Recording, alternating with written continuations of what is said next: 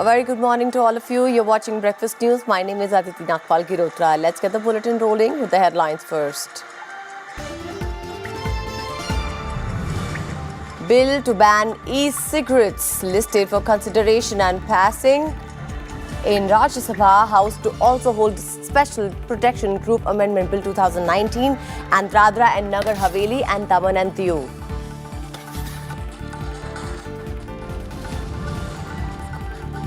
Lok Sabha to discuss Taxation Laws Amendment Bill 2019, bill to enhance punishment for illegally possessing and making prohibited arms also listed for consideration and passing.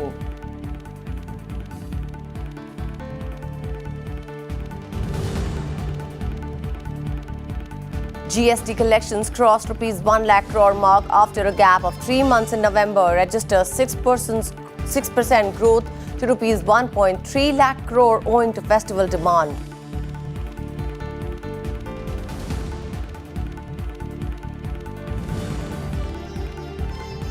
At least 15 people killed due to heavy rains in Tamil Nadu. IMD forecasts more rain in next 48 hours in Tamil Nadu and Puducherry. State shuts schools and colleges. Universities postpone semester exams.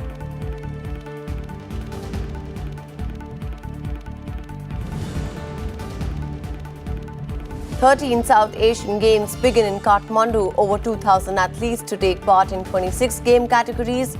India represented by 487 athletes in 10-day event.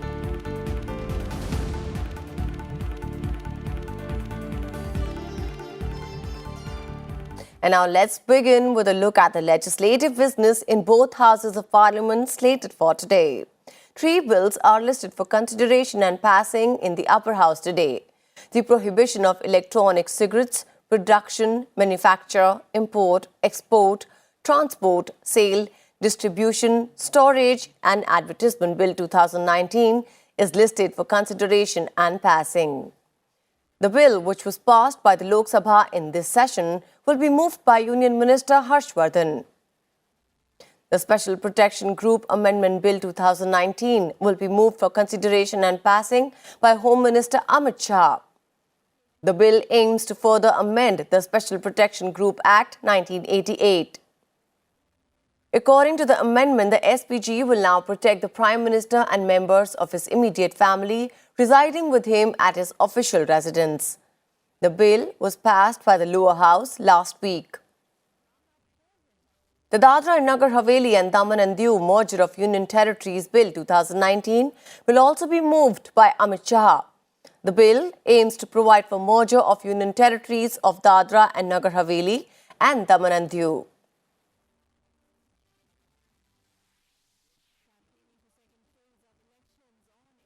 And now let's connect with our correspondent Kriti, who's joining us live from the Parliament premises. Kriti, what's the scope of legislative business in both the houses today? Well, Aditi, let's talk about Rajya Sabha first and the productivity of the upper house during the last week. Remember, the upper house logged a productivity of over 80% in the last week as well as for the first half of the winter session, and over 71% start questions were answered orally on the floor of the house. In fact, on Friday, we saw that all start questions, all special mentions as well as zero-hour submissions were actually answered on the floor of the house. Now, talking about the agenda of the upper house today, important legislative bills are lined up to be taken up. So there's a bill for banning e-cigarettes in the country. Remember, this bill has already been passed by the Lok Sabha and provides for public health and security. In fact, Health Minister has said that this bill is crucial and it is a preemptive strike by the government on the addiction, and already 16 states and union territories have banned this, as well as 42 countries have also banned e-cigarettes. There are 2 other important bills that are lined up in the upper house. One is the SPG Amendment Bill and the other one is the merger of union territories of Dadra Nagar Haveli and Daman and Diu. And talking about Lok Sabha, of course, there's very important Taxation Laws Amendment Bill. Remember, the government has set the target of actually taking the contribution of manufacturing activities to GDP to 25% by the year 2025.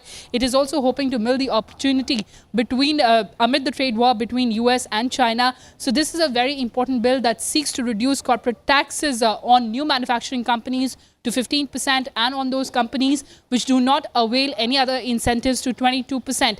And there's another important bill which is the Arms Amendment Bill. So important agenda in both houses of Parliament today. Over to you, Aditi. Thank you, Kriti. We'll get back to you on the happenings of the lower house. But right now we'll move on to our next piece of news. Two bills are listed for consideration and passing in the Lok Sabha today. Finance Minister Nirmala Sitharaman will move the Taxation Laws Amendment Bill 2019 to further amend the Income Tax Act 1961 and to amend the Finance No. 2 Act 2019 for consideration and passing. The Arms Amendment Bill 2019 is also listed for consideration and passing. The bill seeks to enhance punishment for illegally possessing and making prohibited arms. The bill also makes provision that a person can have a maximum of 2 firearms as against the present norm of 3. The bill will be moved by Home Minister Amit Shah. Now let's get back to Kriti. Kriti, what's going to happen in the Lok Sabha today? Well, Aditi, as I was telling you, the Taxation Laws Amendment Bill, which seeks to reduce corporate tax to 22% on the companies which do not avail any benefit and also 15% to the new manufacturing companies. Remember, the government has unveiled a plethora of steps to ensure, to give a boost to the economic cycle and particularly manufacturing activities. It is also seeking to provide a propulsion shot to the Make in India initiative. So this is a very important bill, and as you've mentioned, there's another important bill which is the Arms Amendment Bill that will be taken up in the Lok Sabha today. So heavy legislative agenda, both houses in Parliament today. Aditi? Thank you so much for all the information, Kriti. Congress MLA Nana Patole was elected as a Speaker of Maharashtra Legislative Assembly after BJP candidate Kisan Kathor withdrew his nomination on Sunday. Pro-Tem Speaker Dilip Walse Patil made the announcement. Patole 57 represents Sakoli Assembly segment in Vidarbha. Maharashtra BJP Legislature Party leader Devendra Fadnavis was named Leader of Opposition in the State Assembly. Newly elected Speaker Nana Patole made the announcement in the House. For Fadnavis, 49, this is his 5th term as an MLA, while it is the 4th one for Patole. Campaigning has intensified for Jharkhand Assembly elections' 2nd and 3rd phase. Meanwhile, BJP President Home Minister Amit Shah will address 2 election rallies at Chakradharpur and Baharagoda today in Singhbhum region. Congress leader Rahul Gandhi is set to kickstart his campaign in the ongoing Jharkhand Assembly elections with a rally in Simrega district today. Star campaigners and stalwarts of several parties addressed rallies in support of their candidates. Addressing an election rally in Burmo town in Bokaro district, Defence Minister Rajnath Singh claimed that BJP would form the government again in the state by securing an absolute majority in the elections. Working President of BJP, JP Nadda, said that Raghubar Das-led government has given corruption-free and clean government, setting the state on the path of development. Senior Jharkhand Mukti Morcha leader Hemant Soren targeted BJP at a poll rally. All Jharkhand Students Union AJSU party chief Sudesh Meheto, Jharkhand Vikas Morcha president Babulal Marandi, CPM leader Sitaram Yechuri and leaders of the RJT and LJP also held public meetings to woo voters. 20 constituencies will go to the polls in the 2nd phase on 7th of December. Polling for 17 constituencies spread over 8 districts will be held in the 3rd phase on 12th of December. Meanwhile, today is the last date for withdrawal of nominations for 4th phase of polls in Jharkhand. Swedish King and Queen arrived in New Delhi today for a 5-day visit. This is the Swedish King's 3rd visit to India after 1993 and 2005. King Carl XVI Gustaf will hold meetings with President Ramnath Kovind, Prime Minister Narendra Modi and External Affairs Minister S. Jaishankar on ways to further boost bilateral ties between the two nations. He is a leading high-level business delegation from his country, and an Indian-Sweden high-level dialogue on innovation policy will also be held during the visit. The royal couple is also scheduled to visit Mumbai and Uttarakhand.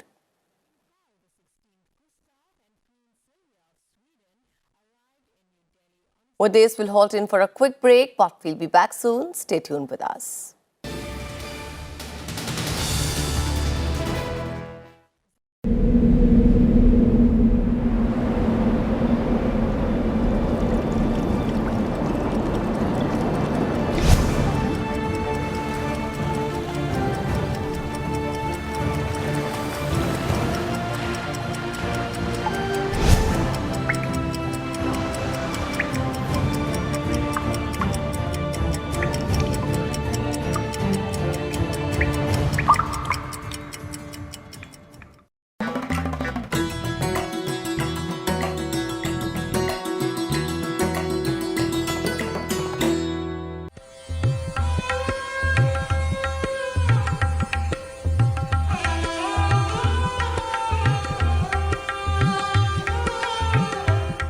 Lodi Garden, a scenic park spread nearly 100 acres in the heart of New Delhi, is a rich repository of history, preserving the remnants of two dynasties who ruled the city for over a century.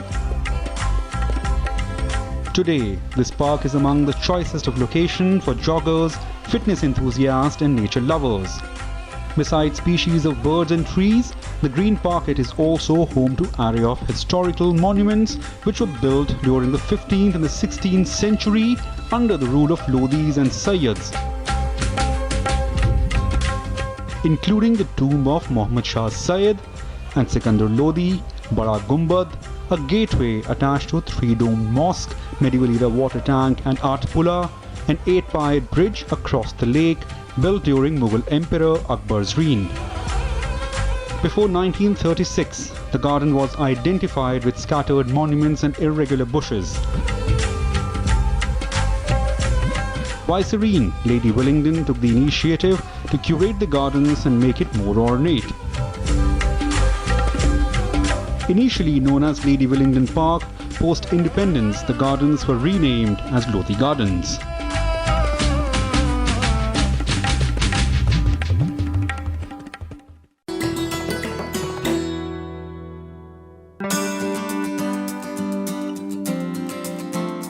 What are some key legislations introduced in Rajya Sabha? Some of the key legislations introduced in Rajya Sabha are the Hindu Marriage and Divorce Bill 1952, the Hindu Succession Bill 1954, the Medical Termination of Pregnancy Bill 1969.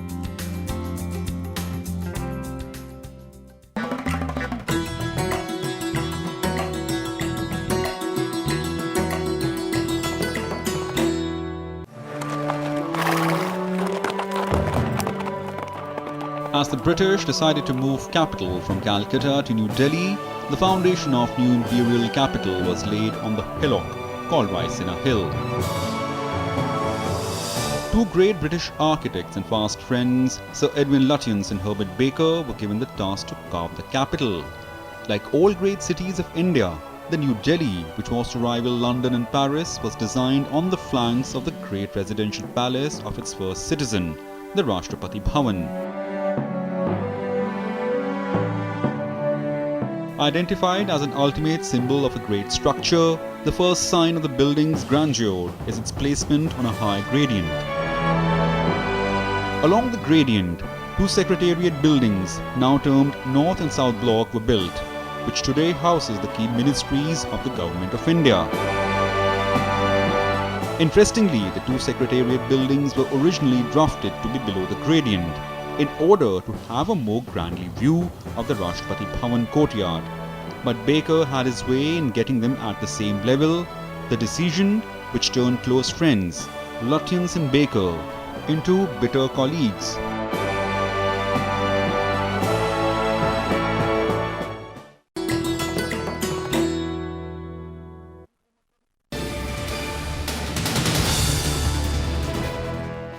Welcome back. You're still with us on Breakfast News. Several leaders have condemned the alleged rape and murder of a veterinarian in Hyderabad. Rajya Sabha Deputy Chairman Harivansh expressed deep anguish over the last week's incident and called for character building in the society. हम किस समाज में कहां पहुंच गए यह समय आ गया है कि समाज ठहरे, गौर करे कि हम कहाँ पहुँच चुके हैं। जरूरत है, जो गांधी ने कहा था, चरित्र निर्माण की। बगैर चरित्र निर्माण के और सख्त कानून के हम इन स्थितियों को नियंत्रित करने में अब तक लगता है कि शायद जैसी सफलता हम चाहते थे नहीं मिल पाई है। अब वक्त आ गया है पूरा देश, समाज का हर तबका बैठकर गौर करे कि हम क्या रास्ता अपनाएं, जिससे गांधी की 150वीं जयंती पर कम से कम गांधी ने कहा था कि हम ऐसा समाज बनाएं जिसमें ग्रीड न हो। हम एक ऐसा समाज बनाएं जिसमें हमारी माँ, बहनें, सब लोग एक समान ढंग से प्रसन्न रह सकें, खुश रह सकें, बेहतर समाज बना सकें, जिस पर हम गौरव कर सकें। RSS Chief Mohan Bhagwat has called for strict implementation of laws on women's safety and protection. Bhagwat added that there can't be any compromise with the dignity of women, and children should be taught to always respect them. अच्छा काम करना चाहिए, हम सब लोग मानते हैं। हम सब लोग क्यों, दुनिया में हर व्यक्ति यही चाहता है कि हम ऐसा काम करें कि सब लोग मुझे अच्छा कहें।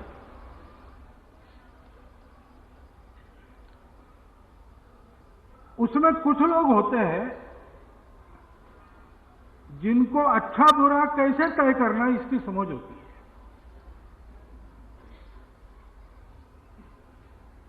तो अपने विवेक से अच्छाई की ओर बढ़ने का वो भरसक प्रयास करते हैं, लेकिन उसमें कुछ ही लोग अच्छा बन पाते और बाकी सब लोग गिर जाते हैं, अपने रास्ते से भटक जाते हैं। Meanwhile, Telangana Chief Minister K. Chandrasekhar Rao announced setting up of a fast-track court for expeditious trial in the case of Sunday.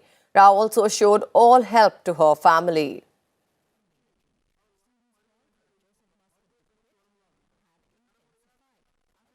GST revenue collection crossed the rupees 1 lakh crore mark after a gap of 3 months in November, with the revenue growing by 6% to rupees 1.03 lakh crore in the month.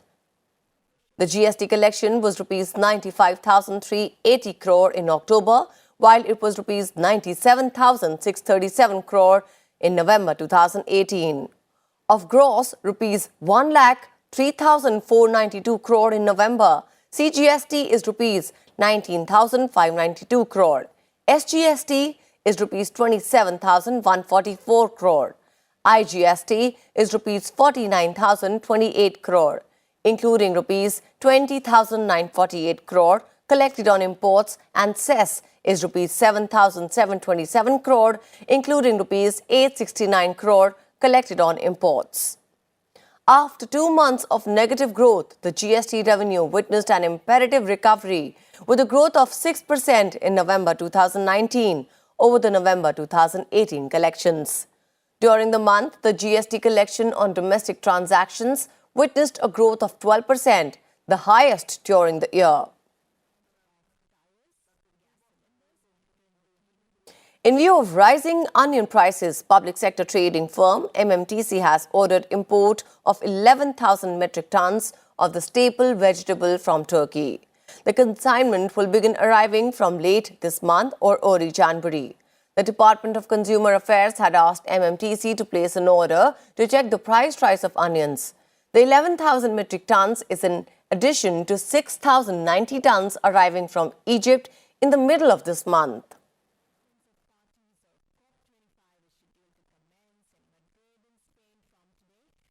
India has become the first country to make the entire process for pilgrims going on Hajj completely digital.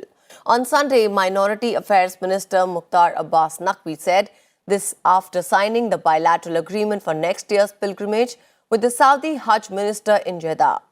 Naqvi said an online application, e-visa, Hajj mobile app, e-Masiha, health facility, e-luggage, pre-tagging, providing all information in India itself regarding accommodation and transportation in Mecca and Medina will be provided to 2 lakh Indian Muslims going for Hajj in 2020.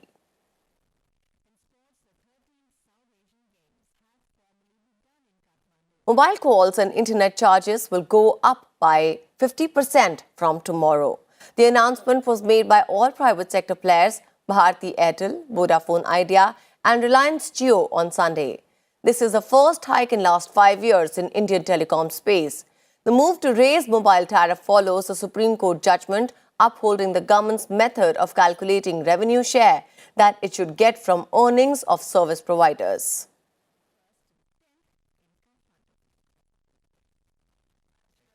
India Meteorological Department has forecast heavy rain in Tamil Nadu and Puducherry during the next 48 hours. Meanwhile, at least 15 people were killed and several others are feared trapped in a wall collapse on 4 houses due to heavy rains in Tamil Nadu's Coimbatore today. On Sunday, normal life was hit in several districts in the two states amid constant downpour over the last few days. A red alert, likelihood of heavy to very heavy rainfall has been sounded in several parts. With several areas waterlogged, schools and colleges will remain shut in both the states today. In Tamil Nadu, the Madras University and Anna University have postponed all exams scheduled for today. Waterlogging was witnessed in many parts of Rameshwaram as it continues to receive heavy rains for the past 2 days. Met Office has advised fishermen not to venture into sea at Cape Comorin, Lakshadweep area as gusty winds are likely to occur due to the presence of depression in the Arabian Sea.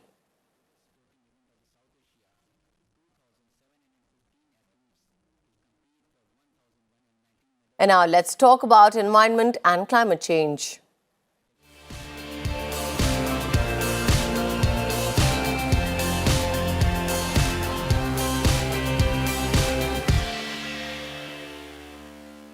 Students took to streets on Friday to protest global warming in 2,300 cities across 153 countries around the world. These strikes are part of a global movement started last year by Swedish teenager activist Greta Thunberg. Since then, millions of people around the world have joined the effort. This protest comes just before COP25, wherein representatives from 200 countries will meet for the 12-day UN Climate Change Conference in Madrid. COP25 holds significance as countries prepare to move from pre-2020 period under Kyoto Protocol to post-2020 period under Paris Agreement.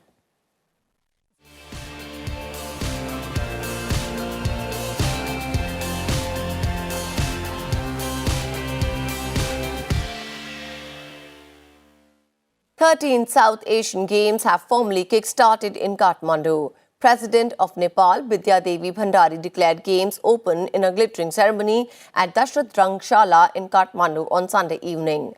Among various dignitaries who graced the occasion were Vice President Nanda Bahadur Pun, Deputy Prime Minister Ishwar Pokhrel, and ministers from South Asian countries.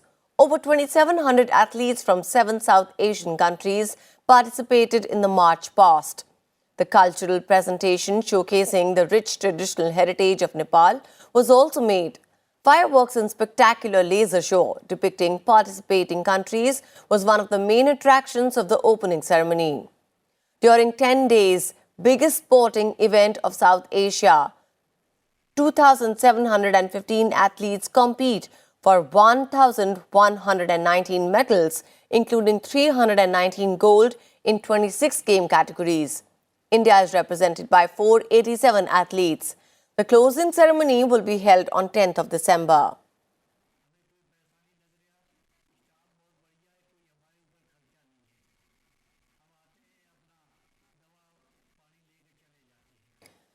And with this, it's a wrap on this edition of Breakfast News. Thank you so much for joining us.